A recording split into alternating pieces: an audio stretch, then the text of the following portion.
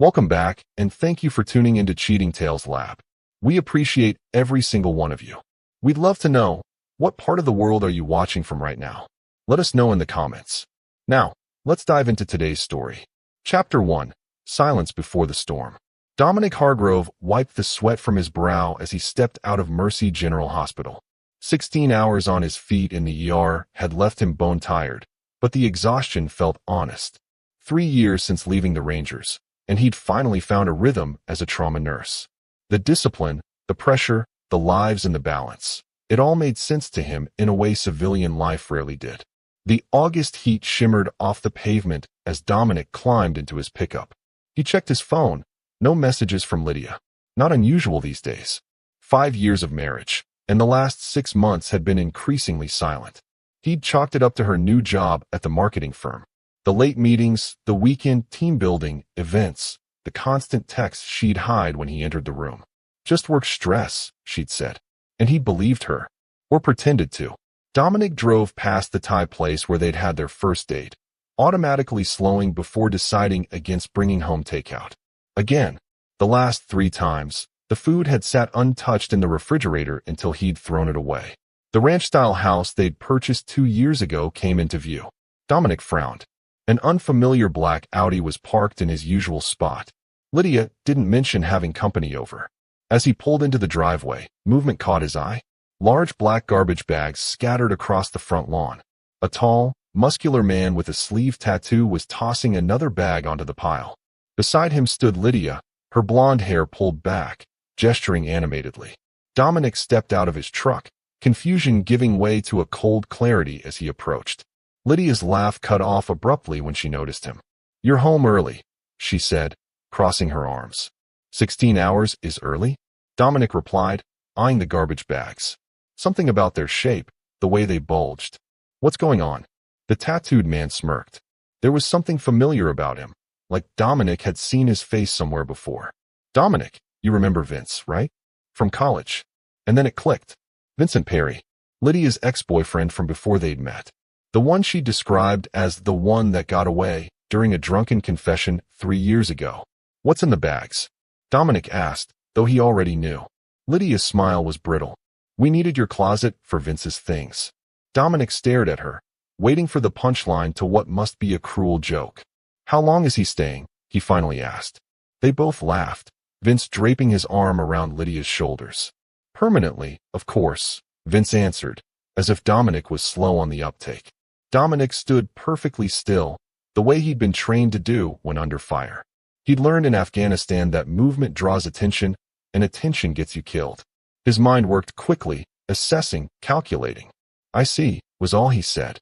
Lydia's smile faltered. She'd expected tears, shouting, maybe even a fight. The calm on Dominic's face unsettled her. "Your stuff's all there." She gestured to the bags. "I packed everything." "That was considerate," Dominic replied. He turned back to his truck, opened the passenger door, and removed a small go bag he always kept there, another habit from his military days.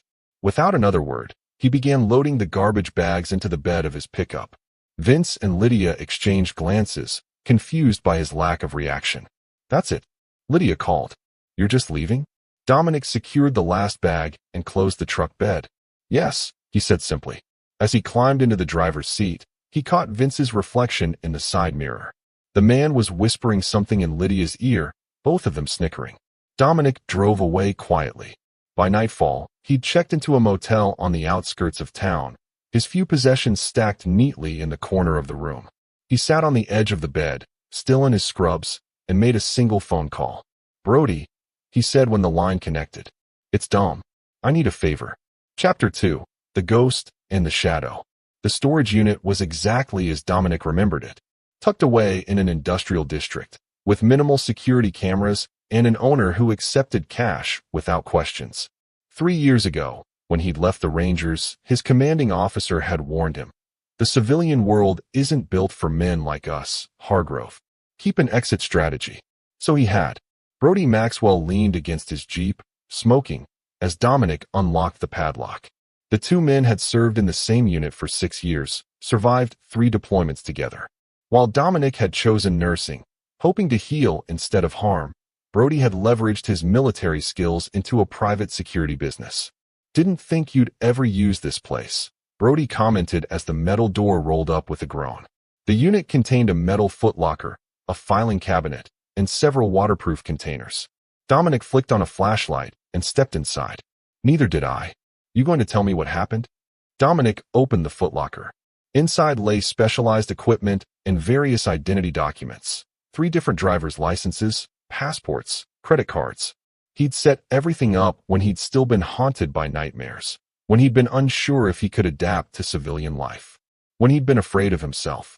Lydia's moved her ex-boyfriend into our house, Dominic said, his voice clinical. Threw my things on the lawn. Brody whistled low. Brother, that's cold. What do you need? I've got a spare room. Information first. Dominic pulled out a laptop, booted it up. I need to know everything about Vincent Perry. Over the next 3 days, Dominic became a ghost. He didn't show up for his shifts at the hospital. He didn't answer Lydia's increasingly frantic texts. First angry accusations, then confused questions, and finally worried pleas to let her know he was alive. He and Brody worked methodically, building a comprehensive profile of Vincent Perry. 34 years old. Former semi-professional boxer who'd never quite made it big.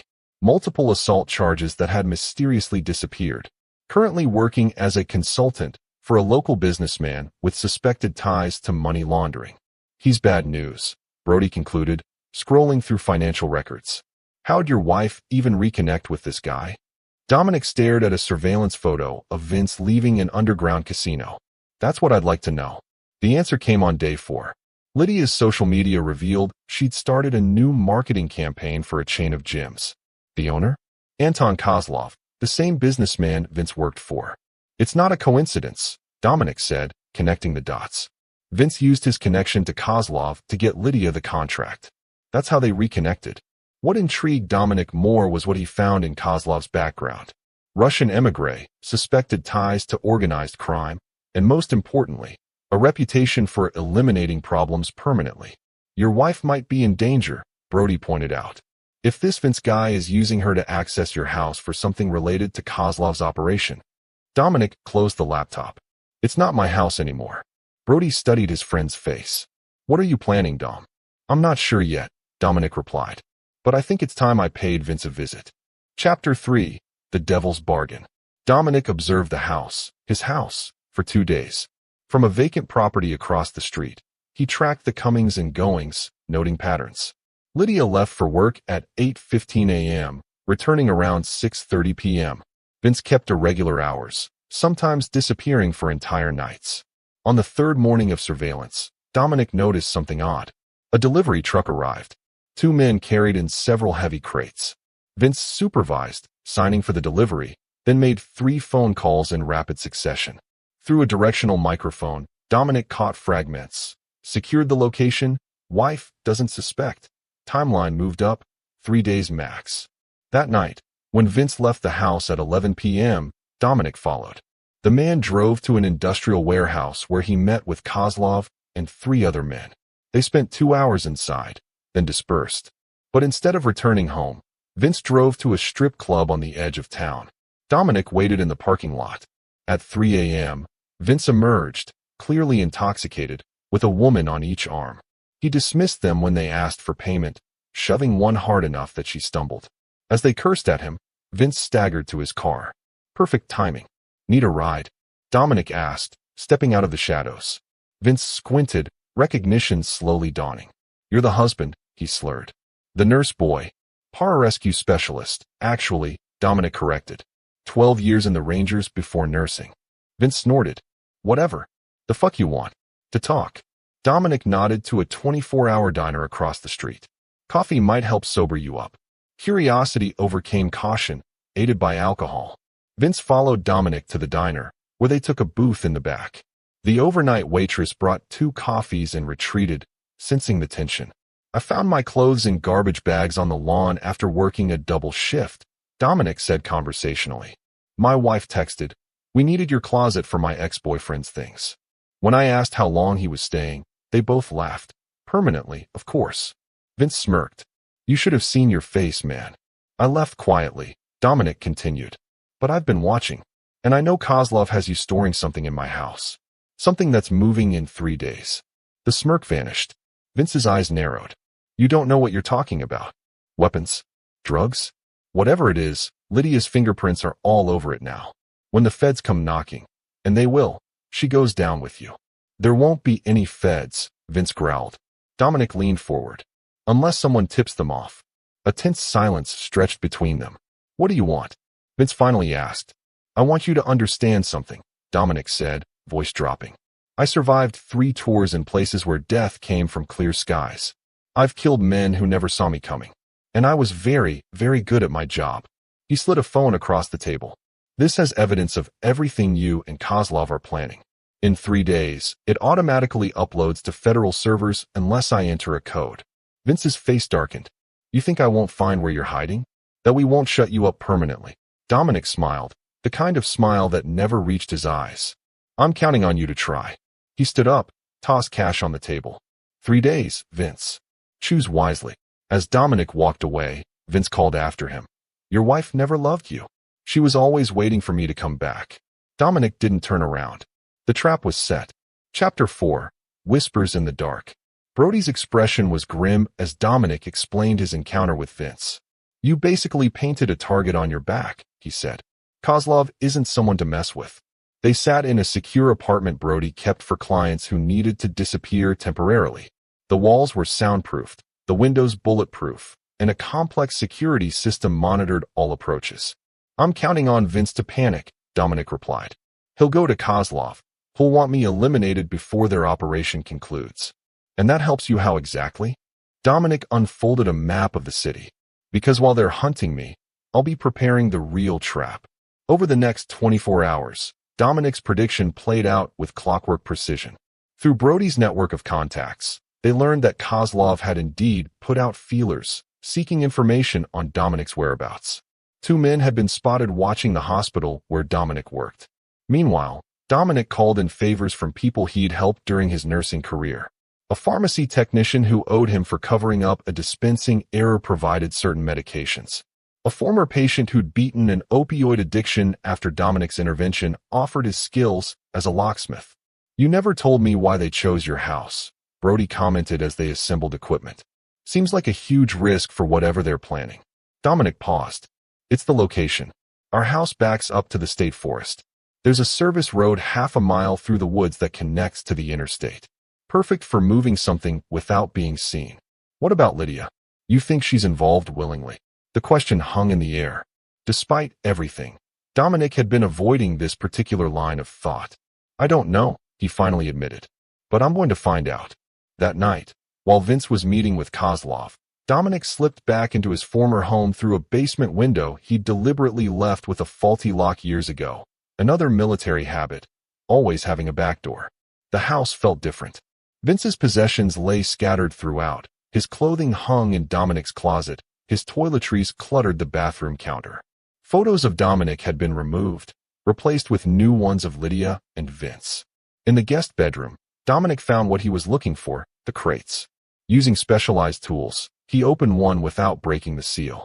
Inside were tightly wrapped packages that he immediately recognized as high-grade heroin. Millions of dollars worth. As he carefully reclosed the crate, he heard the front door open. Quickly, he moved to the bedroom closet, sliding behind hanging clothes. Lydia entered alone, dropping her purse on the bed with a weary sigh. She paced the room, then pulled out her phone and dialed. Mom, it's me, she said, her voice strained. No, he still hasn't contacted anyone. I know it's been a week. Of course I feel terrible. She paused, listening. You don't understand. Vince said it was just temporary, that we needed a secure location for some merchandise. No, I didn't know what it was at first. By the time I realized, I was already in too deep. Another pause. I can't go to the police. Vince made it clear what would happen. Her voice broke. I never wanted to hurt Dominic. He deserved better than this. After she hung up, Lydia sank onto the bed, buried her face in her hands, and wept. Dominic remained motionless in the closet, listening to his wife's unfiltered grief, reconciling it with the woman who had laughed as his possessions were thrown onto the lawn. When she finally left the room, Dominic slipped out the way he had come, carrying with him a small sample from one of the packages And something else. A single strand of Lydia's hair from her brush. You got what you needed? Brody asked when he returned. More than I expected, Dominic replied, his expression unreadable. Chapter 5. The Ties That Bind. Vincent Perry had never been a patient man. The waiting was killing him, cooped up in Dominic's house with Lydia's increasingly nervous presence. 3 days, the ex-husband had said. It had been 2, and despite Kozlov's men searching everywhere, Dominic Hargrove had vanished like smoke. He's bluffing, Vince told himself as he paced the living room. There's no evidence. No phone. Nothing to upload. But doubt not at him. He'd underestimated Dominic from the beginning, dismissing him as a soft civilian. The cold, calculating look in the man's eyes at the diner told a different story. This wasn't just some heartbroken husband. This was a trained operator who'd gone ghost at the first sign of trouble. Lydia entered the living room, arms wrapped protectively around herself. Vince, we need to talk about what happens after everything's done. Not now, he snapped. I've got bigger problems. Like my husband? She asked quietly. Vince rounded on her. Your husband is nothing. A nobody who got lucky in the military and came back to play nurse. Then why are you so scared of him? The slap was reflexive, hard enough to knock Lydia back a step. She touched her reddening cheek, eyes wide with shock. I'm not scared, Vince hissed. I'm cautious. There's a difference. His phone rang. Kozlov. Vince stepped outside to take the call, leaving Lydia staring after him, something hardening in her expression. Meanwhile, Dominic and Brody were executing the next phase of their plan. They'd identified Kozlov's 2 main lieutenants, Sebastian Reeves, a former intelligence contractor with a taste for expensive whiskey, and Mikhail Petrov, Kozlov's nephew and heir apparent. Divide and conquer, Dominic explained as they watched Sebastian enter his favorite bar. The organization fractures when the leadership can't trust each other. Inside, Brody took a seat next to Sebastian at the bar, ordered the same whiskey, and struck up a conversation about rare spirits. 20 minutes later, when Sebastian excused himself to use the restroom, Brody slipped something into his drink. The next morning, Sebastian woke in a motel room with no memory of how he'd gotten there. Only a burner phone on the nightstand with a single text. Insurance files sent to Kozlov. Need to meet. Your office. Noon. Simultaneously, Mikhail received an anonymous package containing surveillance photos of Sebastian meeting with a known FBI informant, along with bank statements showing large deposits to an offshore account. By noon, Kozlov's organization was in chaos. Sebastian and Mikhail were accusing each other of betrayal, while Kozlov struggled to maintain order. The weapons shipment, the one that was supposed to accompany the drugs in 3 days, was postponed indefinitely. They're scrambling, Brody reported after speaking with his contacts. Kozlov's pulled men off the search for you to deal with the internal threat. Dominic nodded. Perfect. Now we need the final piece. He pulled out a burner phone and made a call to a number he'd memorized years ago. Major Colton? It's Hargrove. I need to call on that favor you owe me.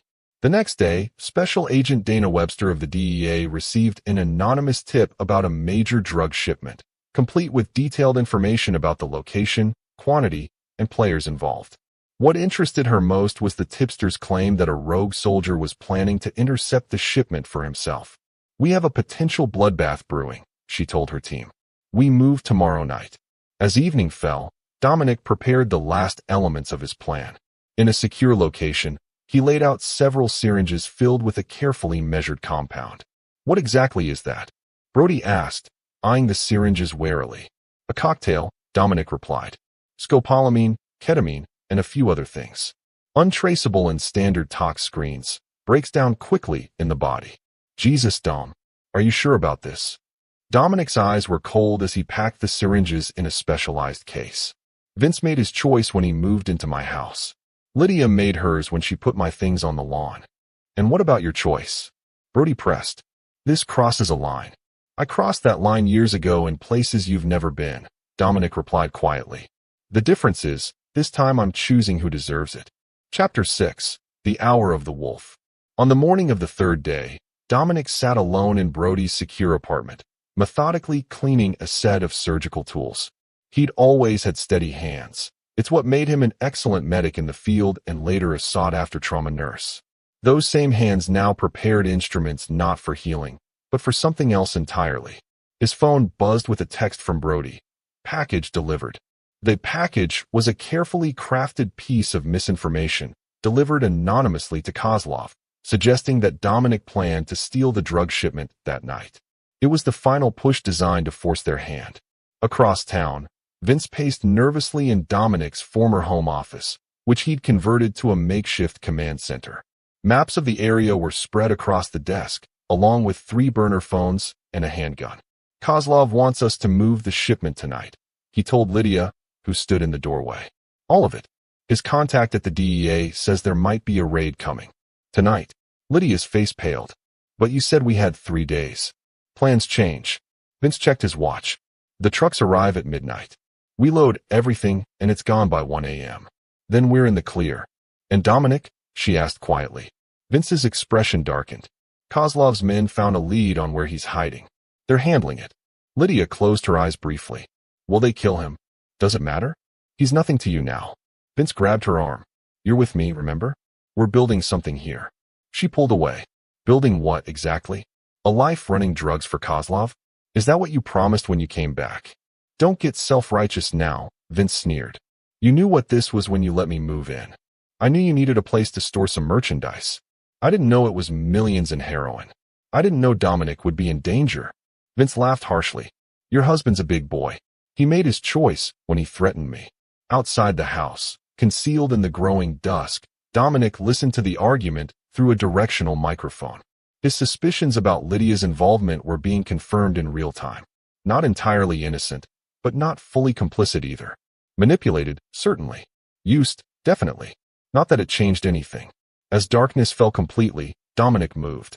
While Vince was occupied with preparations in the basement, Dominic re-entered the house through his secret access point. He made his way silently to the kitchen, where he carefully injected a clear liquid into an open bottle of bourbon Vince had left on the counter. The man's habit of drinking from the bottle, now a fatal vulnerability. Then, just as silently, Dominic retreated to the woods behind the property. There, he'd prepared a blind, a concealed observation post with a clear view of the house and the service road beyond. From a specialized container, he removed a high-powered rifle with a thermal scope, assembled it with practiced hands, and settled in to wait. At 10:30 p.m., 2 SUVs pulled up to the house. 6 men emerged, Kozlov's security team, there to oversee the transfer. They entered the house, where Vince greeted them tensely. Through Dominic's scope, he could see Lydia being instructed to stay upstairs. At 11:15 p.m., Vince, clearly agitated, took a long pull directly from the bourbon bottle. At 11:30 p.m., he began showing signs of disorientation, touching his head, leaning against furniture for support. At 11:45 p.m., Vince staggered upstairs, waving off concern from Kozlov's men, claiming he needed to lie down for a few minutes. Dominic watched through his scope as Vince entered the master bedroom, where Lydia appeared startled by his condition. Words were exchanged, heated ones, judging by their body language.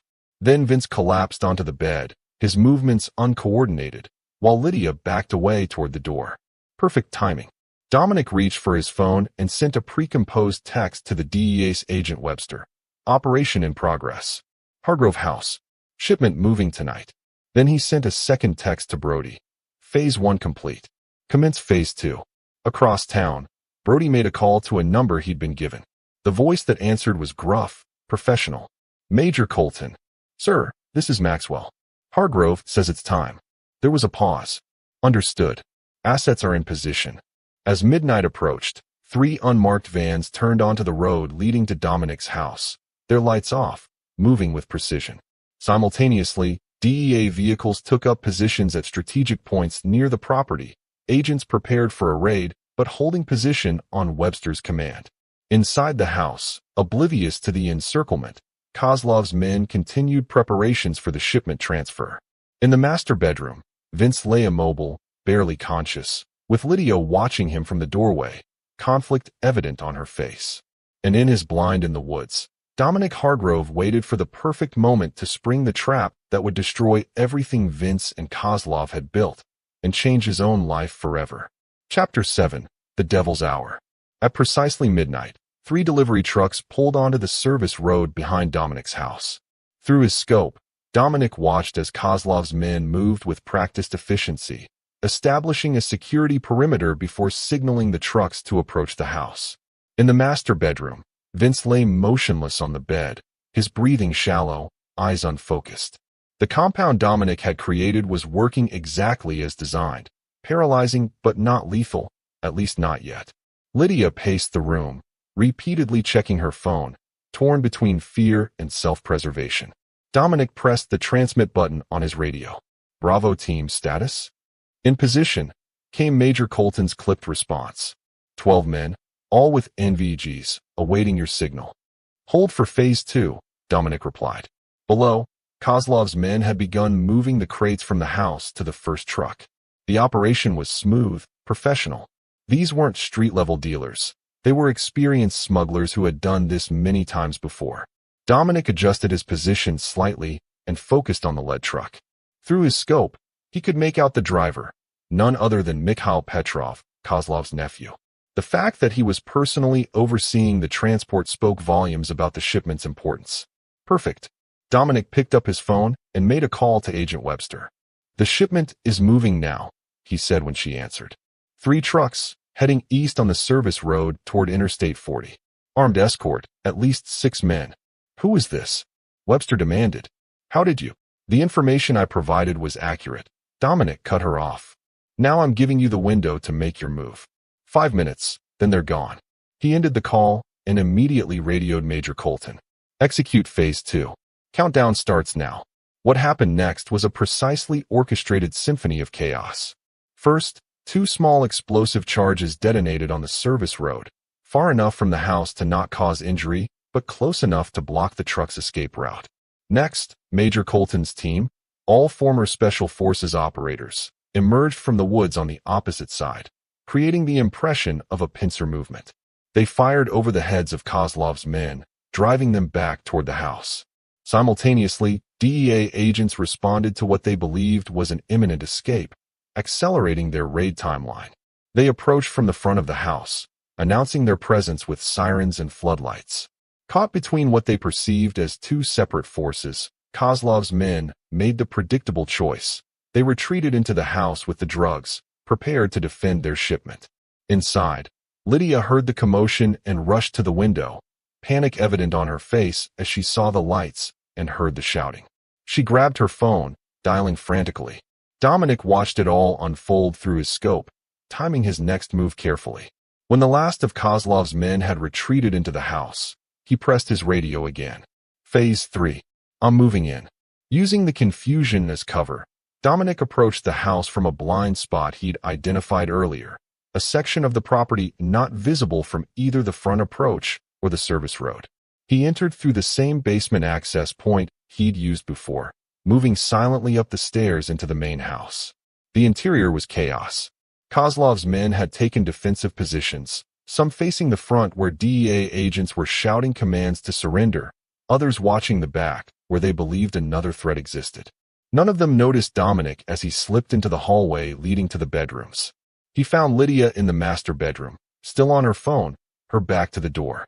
Vince remained on the bed, conscious but immobile, eyes widening in recognition and fear as Dominic entered.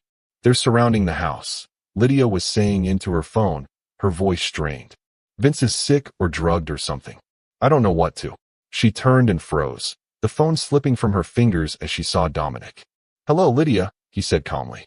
Her mouth opened and closed soundlessly. From below came the sound of breaking glass and shouted commands as the DEA began their entry. "Not much time," Dominic continued, stepping further into the room. He glanced at Vince. "I see you've been taking care of my replacement." "Dom," Lydia finally managed. What did you do?" "I created a scenario," he replied, as if discussing something mundane like the weather. "Kozlov believes his operation was betrayed from within. The DEA believes they're stopping a major drug shipment. And you too." He looked between Lydia and the paralyzed Vince. "You're caught in the middle. You set us up," she whispered. "No different than what you did to me." Dominic moved to the bed, looking down at Vince, whose eyes blazed with helpless rage. "Though I was more efficient about it." Shouts and the sound of a struggle echoed from downstairs. "They didn't have much time." "The DEA will be here any moment," Dominic said. They'll find Kozlov's drugs, Vince's fingerprints all over everything. And you, Lydia, the homeowner who let it all happen. I didn't know, she protested, tears forming. I swear, I didn't know what he was really doing until it was too late. Maybe, Dominic acknowledged. But that's between you and the federal prosecutors now. He reached into his pocket and withdrew a syringe. What is that? Lydia asked, backing away. Insurance, Dominic replied. The compound already in Vince's system will be undetectable in an autopsy. He held up the syringe. This will cause his system to shut down completely. By the time they find him, it will look like a heart attack brought on by stress. You're going to kill him? Lydia's voice rose in panic. Dominic, you can't. Can't I? His voice was deadly quiet. He took my home, my wife, my life. And for what? To use as a way station for his drug operation? To feel like he'd won some game I didn't even know we were playing. Vince made a strangled sound, trying desperately to move, to speak, but the paralytic held him firmly. Footsteps pounded on the stairs. The DEA was working their way through the house, room by room. Dominic looked at Lydia, really looked at her, searching for the woman he'd married. All he saw was fear and self-interest. Make your choice, Lydia, he said, holding out the syringe. You can inject him yourself and tell the DEA you found him like this when they broke in. Or you can let him live, and when he recovers, he'll tell them everything about your involvement. She stared at the syringe, conflict etched on her face. Why are you doing this to me? She whispered. I'm not doing anything, Dominic replied coldly. I'm giving you the choice I never had. The footsteps were at the end of the hallway now. Lydia's hand trembled as she reached for the syringe. Chapter 8. Ashes and Dust. 3 days later, Vincent Perry was found dead in the guest bedroom of what had once been Dominic and Lydia Hargrove's home. The official cause, cardiac arrest, likely brought on by the stress of the DEA raid and his subsequent arrest. Despite the best efforts of prison medical staff, he couldn't be resuscitated. The same day, in an interview room at the federal building downtown, Lydia Hargrove sat across from Agent Webster, her eyes red-rimmed from sleepless nights in custody. Let me understand this, Webster said, reviewing her notes. You claim you had no knowledge that the crates contained heroin? That you believed they were legitimate merchandise for Mr. Perry's business? Yes, Lydia insisted. Vince told me they were specialized exercise equipment. Prototypes. That's why they needed to be stored somewhere secure. And you never looked inside these crates? Never questioned why they required armed guards to transport. Lydia's gaze dropped to the table. I started to suspect something was wrong, but by then, I was afraid of what Vince might do if I asked too many questions. Webster's expression remained skeptical. The DA's office is prepared to charge you as an accessory. The penalties for trafficking this quantity of heroin are severe, Mrs. Hargrove. I've told you everything I know, Lydia said desperately. What else can I do? Cooperation might help your case, Webster allowed. But we need more than just Vincent Perry. We need Kozlov. Lydia's phone had started ringing incessantly moments after news of Vince's death broke. 87 missed calls from a blocked number before the DEA had taken her phone as evidence. She knew who it was, knew what he wanted. If I help you with Kozlov, she said carefully, what kind of deal could I get? Meanwhile, across town, Dominic sat in a different interview room with 2 military investigators from the Criminal Investigation Division. His hands were folded calmly on the table as the investigators reviewed their file. Major Colton confirms your account, the lead investigator said. He states that you contacted him with information about a drug operation being run by a Russian national named Anton Kozlov. That's correct, Dominic replied. And you learned about this operation how? Through my wife, Dominic explained. When I found my clothes in garbage bags on the lawn after working a double shift, my wife texted, "We needed your closet for my ex-boyfriend's things." When I asked how long he was staying, they both laughed. Permanently, of course. He paused, allowing the brutality of the moment to sink in. I left quietly, he continued. 3 days later, I learned that Vince, the ex-boyfriend, was using my house to store drugs for Kozlov. I reported what I knew to Major Colton, who agreed to assist in the operation. The second investigator leaned forward. The problem, Mr. Hargrove, is the timing. You reported this to Major Colton after you had already confronted Vincent Perry at a diner, threatening to expose his operation.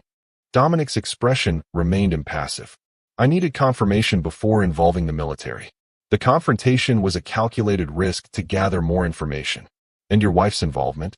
I believe she was manipulated, Dominic said carefully. Whether she was fully aware of what was happening in our house is for the courts to decide. The investigators exchanged glances. Mr. Hargrove, were you present at the house during the DA raid?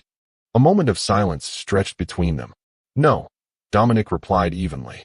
I was at Brody Maxwell's apartment. He can confirm my whereabouts. The lead investigator closed his file. For now, we're concluding our investigation into your involvement. The DEA has primary jurisdiction over the drug trafficking case. As Dominic was escorted out, he passed the room where Lydia was still being interviewed. Their eyes met briefly through the glass. Hers pleading, his unreadable. That evening, in Brody's apartment, Dominic watched the local news report on Vincent Perry's death in custody. Heart failure, Brody commented, taking a swig of beer. Convenient. Dominic said nothing, his attention fixed on the screen as it showed footage of Anton Kozlov being led away in handcuffs, the result of Lydia's cooperation. You never told me what really happened in that bedroom, Brody said carefully. With Lydia and Vince. Dominic turned from the television. Does it matter? I guess not, Brody conceded. But Lydia's calls, 87 of them before the feds took her phone. She's trying to reach you. Let her try, Dominic replied coldly. She might take a deal. Testify against Kozlov for reduced charges. She could be out in a few years. Dominic stood, moved to the window. The city lights spread before him like a field of stars, each one representing lives entangled in their own dramas of love, betrayal, and consequences. It doesn't change anything, he said finally. What was broken can't be repaired. His phone buzzed with a text from an unknown number.